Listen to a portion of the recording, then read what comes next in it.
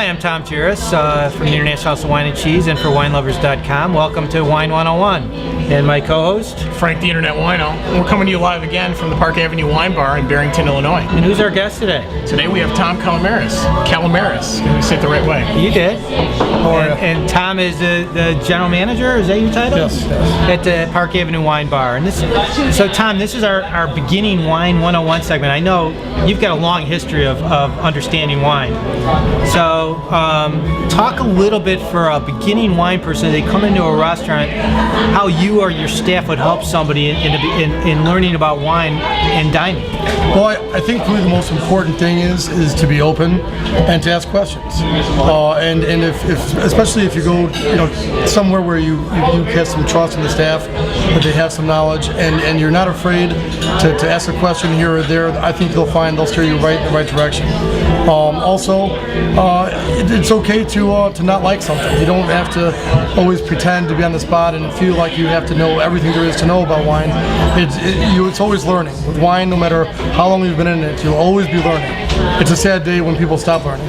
I find it's funny when I go to a restaurant with people and they look at me as the wine expert at the table, and the sommelier comes over and they expect me to open up the thing and just point to a wine and go, "We're going to have that." And I like to have a conversation with the sommelier and say, "What's the hidden gem on here? There's a lot of wines I recognize, but you probably know something really good on here, or that's going to go really well with the steak or the duck that we're going to order." Well, that's the secret too, is because the sommelier on his list, if he has 100, 150, 200 bottles or 20, he's going to know that list inside and out. Whereas you might be vaguely familiar or not familiar at all with any of those wines. So they can help you in that direction, or even if there's not a sommelier present at some restaurants, hopefully the waitstaff has fallen in love with one wine at least. They can sort of steer you, something they feel passionate about, and hopefully it'll translate to you. It does, food pairing gets a little difficult, but a lot of times for a very beginning wine drinker, I suggest drink what you like, and that's really the biggest thing you can do to sort of help yourself. Find out. I tell a lot of customers, I say, it's your job to find out what you like, and my job to give you the exact thing what you want. Right.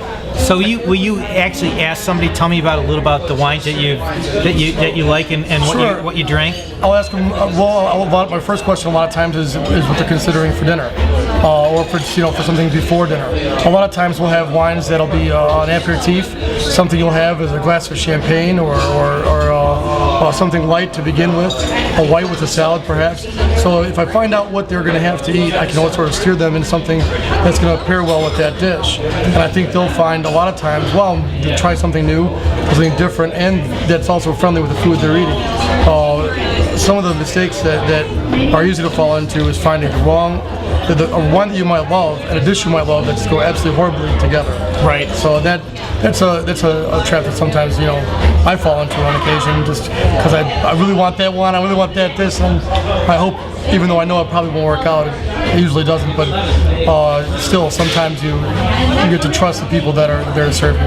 Well, and at Park Avenue, with so many wines by the glass, another option people have, especially if they're all going to have different kinds of entrees, is to go by the glass and say, your beef dish is going to go better with this, and your fish dish is going to go better with this. Oh, without a doubt, and that's a great point, because I've seen so many times where people want to pick one bottle for two dishes that just absolutely, you really say, if you have two dishes like a halibut and a beef tenderloin, your really only safe bet is champagne. So a lot of times it's so much easier to go by the glass, try a flight, try a variety, because especially if you're learning, trying as many different wines as you possibly can is the best thing you can do, because that really gives you the experience. Tasting is everything. One of the things you touched on a little earlier that I don't think enough Americans really do, it's very common in France and in most of Europe, is to start the dinner with a glass of champagne. How many people don't do that in Barrington here? You know what? I'll be enough. My experience is that you're exactly right, that it rarely happens. However, Steve, the owner here, really wanted to have flights, and it was a priority for him. And I was like, okay, I'll get on it. And we did the flights, and the sparkling flight is a huge hit. And I think, wow, here's a chance where I don't have to pick one, but I'm trusting them to pick 3 different ones for me and see the differences. And so we've had great success with that. But you're right, generally just picking a glass of champagne, or as they say in France, 2 cups of champ, it rarely happens as as it does all the time in Europe. That's a great way to start the night out. I would say some of the best dinners I've had that have been paired with wine, either flight-based or where we just kind of made our own progression, started with champagne. It really does set the mood for a great meal, especially when you're working with a good chef who's going to put out a good progression of food that's going to match the different wines you're going to have during the night. Well, and if you're on a date, you can have a higher impact than by going with a little sparkling. And it really doesn't matter whether it's a little bottle of Prosecco that it's got some great flavor, or if it's a $300 bottle of rosé from Champagne. A little bit of sparkling goes a long way on a date. Just as a tip to the guys, you can't go wrong. I mean, if you're trying to get laid, Yes, no, we're going to exactly. cut this part out. No, if you want, It's a great 101 tip. Yeah, it gets the girl a little loose, so they're having a good time, right? No, we're going to cut all this out. girls absolutely love sparkling wine. That's all there is to it. So, anyway, love your place. Great restaurant. Please, if you live in the area here, come and give it a chance. And even if you don't, get in the car and come on out. Definitely. And thanks for being with us. Thank you very much. Cheers, guys. Have a Cheers. great weekend.